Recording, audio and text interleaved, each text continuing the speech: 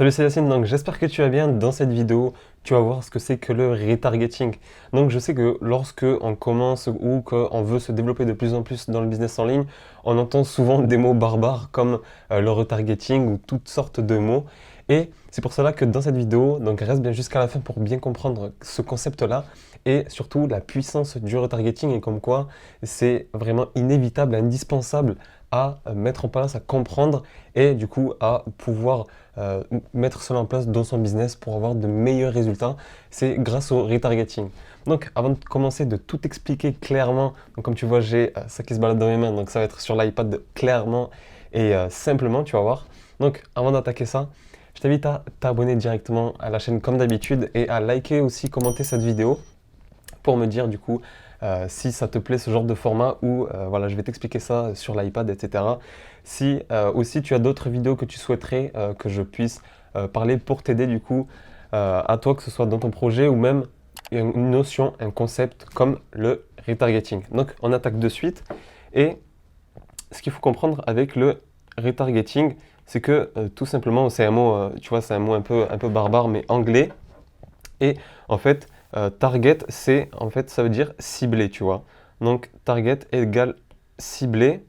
Sauf qu'il y a retargeting, donc on va recibler. Donc, toi, ce sera par exemple les personnes, tu vas voir, il y a différentes façons de cibler différentes personnes. Donc, en fait, en sachant que, imagine, toi, tu as ici ton site internet, tu vois. Tu es ici, on va prendre une boutique simple, tu vois, où tu vends un petit truc ici. Et en fait, tu vas faire de la publicité tout simplement et pour que les gens viennent ici sur ton site, tu vois. Et il y a des gens qui vont venir, tu vois, ça c'est le trafic, là, c'est toutes les personnes qui vont venir sur ton site.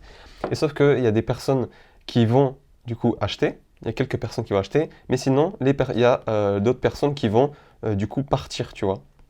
Il y a des personnes il y a pas mal de personnes du coup qui vont repartir de ton site sans avoir acheté le produit. Donc, une première étape du retargeting, c'est d'aller chercher grâce aux publicités, de recibler du coup les personnes qui étaient déjà venues sur notre site, de recibler en fait ceux qui sont partis ici et qui n'ont pas encore acheté, tu vois. Donc, ce qu'on peut faire avec la publicité, c'est de recibler les gens qui sont déjà venus sur notre site pour les faire passer à l'action tout simplement. Donc, il y a ensuite de cela, donc avant de comprendre tout le reste, il faut savoir que tout ça pour recibler, etc., c'est grâce au pixel, donc le pixel Facebook, le pixel Snapchat, sur Google, etc. En général, c'est un pixel, c'est quelque chose qu'on lie entre, par exemple, le Snapchat Business ou le Facebook Business Manager, qu'on lie à notre site qui va traquer, donc ça va emmagasiner plein de data, savoir qui sont les personnes qui sont venues sur le site et aussi quel type de personnes aussi sont venues sur le site et d'où elles viennent. Donc c'est grâce en fait aux pixels qu'on va savoir qui sont venus sur notre site et du coup recibler ces personnes qui sont parties sans avoir acheté. Donc il y a le retargeting sur ici nos publicités.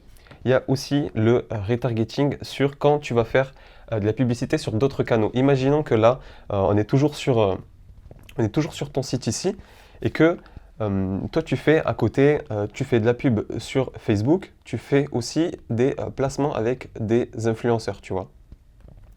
Tu fais Facebook et influenceurs, on va dire que tu fais les deux, tu vois. Et aussi, en même temps, donc, on va dire Snapchat, tu vois. Donc, on va dire que tu as les trois, que tu veuilles lancer les trois. Donc, dans un premier temps, hop là, tu as la publicité sur Facebook, donc tu vas avoir des personnes qui vont venir qui vont venir de Facebook. Toutes ces personnes-là vont venir sur ton site grâce à Facebook. Les influenceurs vont t'amener aussi, voilà, pas mal de personnes aussi sur ton site.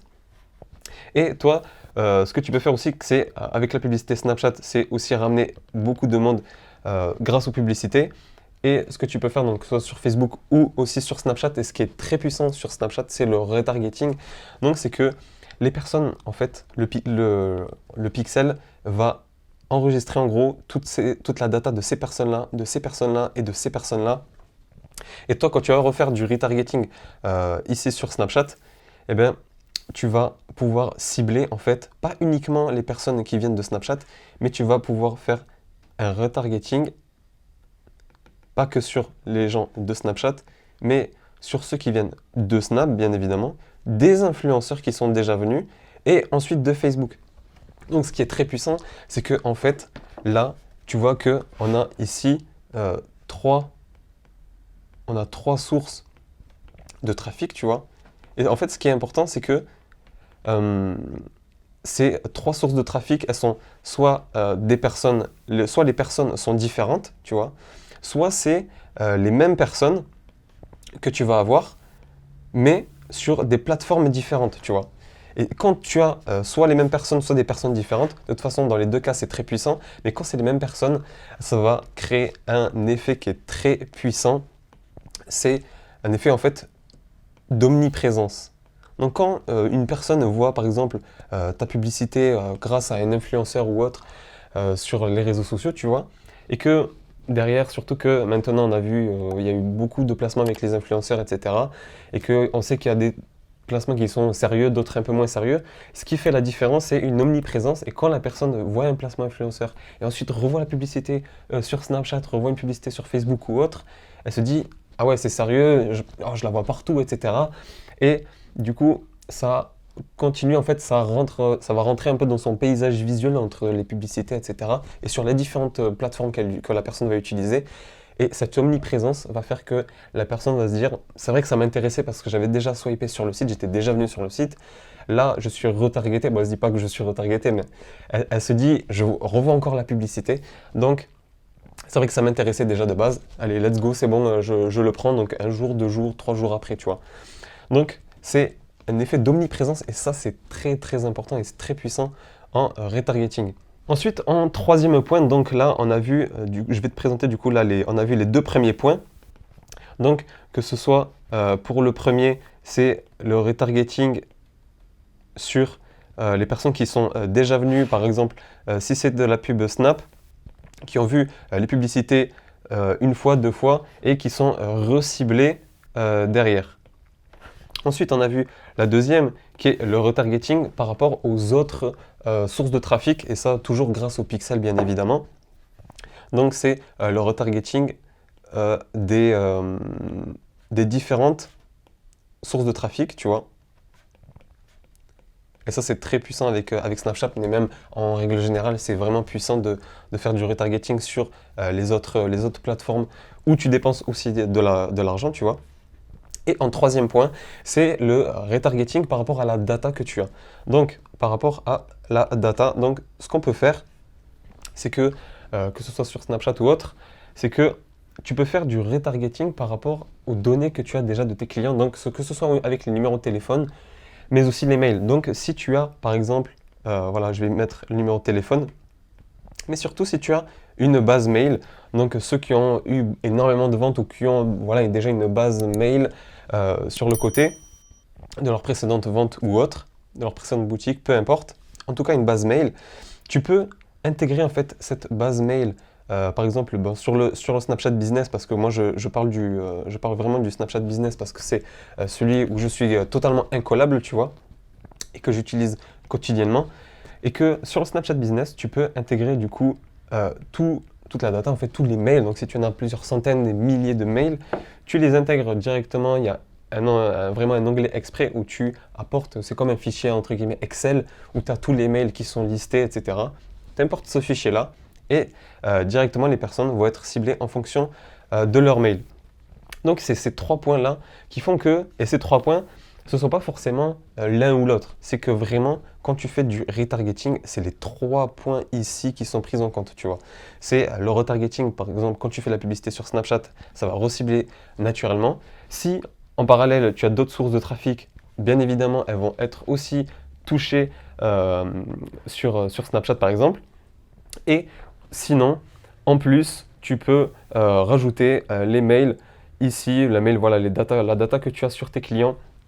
Et tout ça, c'est grâce aux pixels. C'est pour ça que la plupart du temps, certaines personnes ne comprennent pas trop l'intérêt, en fait, comme quoi, pourquoi c'est si indispensable que ça, ou à quoi sert tout simplement en fait, un pixel. Donc ça sert à ça, ça sert à engranger la data et à suivre la data. Tout ça, c'est grâce aux pixels, et c'est la puissance du retargeting, c'est ce que on va pouvoir recibler ces personnes-là ici et être très puissant même. Là, c'est chirurgical vraiment quand on fait du retargeting avec les mails, etc. C'est vraiment chirurgical là parce qu'on sait que tel mail, c'est telle personne. Donc, on va vraiment chercher très précisément. Et quand on a des mails très qualifiés, eh ben là, c'est du tonnerre. Donc, c'est pour ça qu'il faut faire du retargeting. Tu as ces 3 points-là qui sont importants. Et ce qui est important avec le retargeting, vu que tu es resté jusqu'à la fin, c'est que tu comprends que c'est très puissant parce que quand tu dépenses, tu as déjà dépensé du budget publicitaire.